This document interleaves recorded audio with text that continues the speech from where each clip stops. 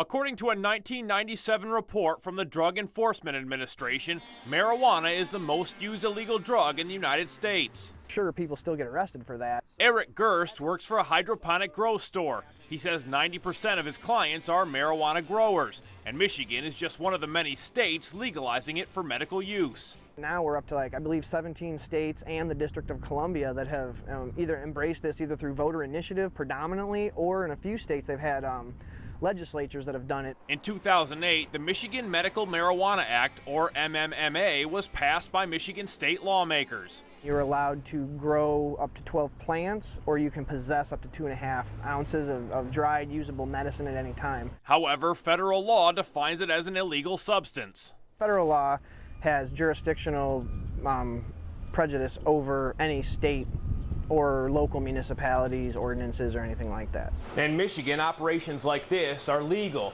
but the concern is that the finished product is making its way south of the border into Ohio, where marijuana is still illegal. Makeshift rooms are filled with marijuana plants covering the basement floors of growers, and it would be an easy task to bring pot into Ohio, especially Toledo, butting up to Michigan with no regulated border. We're very close to that state, so of course people are going to do what they got to do. This man legally grows marijuana. I just grow for me and my one patient. I'm a caregiver for one person. He says cannabis can easily make its way into Toledo. I can't imagine a border dispute over drugs between Michigan and Ohio. He admits because pot is illegal in Ohio, it can fetch a premium price, but says most people he knows would prefer not taking that risk. I think most people I know are actually pretty terrified of breaking the law with it at all. I spoke to a DEA investigator. He told me, quote, they will not devote their resources to those in compliance with state law and only target large-scale operations. According to Ohio state law, a person caught carrying or even selling pot in Ohio, particularly the border city of Toledo, would only face misdemeanor charges so long as the amount is less than 200 grams, or about 7 ounces. It's not, by any stretch of the imagination, 100% legal in any way. Toledo police tell me the chance is very slim they would face any jail time. As of March 29th of 2013, there were more than 130,000 registered qualified patients in Michigan and over 27,000 licensed caregivers. You can designate someone a caregiver who can then have your plants or medicine. They can grow it and produce it for you and give it to you if you can't do that yourself. A caregiver can legally grow for up to 5 patients. So you can have 12 for yourself and 12 for each individual patient that you have as a caregiver.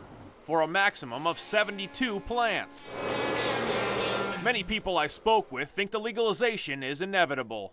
There are so many states legalizing it that the ball is definitely rolling. But they aren't holding their breath.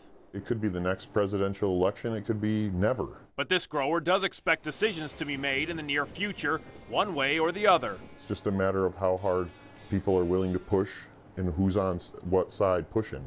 And while the many states that have laws legalizing marijuana are in direct violation of federal law, growers, smokers, and suppliers don't expect to face repercussions with the feds, so long as they are in compliance with the state law. 99% of all those cases is prosecuted at the state level. So it's very rare for the federal government to be involved in a marijuana case. So if a felony charge comes with amounts over about 7 ounces, that means an individual can have anywhere from $1,200 to $3,000 or more worth of the stuff, depending on quality, and face only minimal backlash with the law, at least here in the state of Ohio.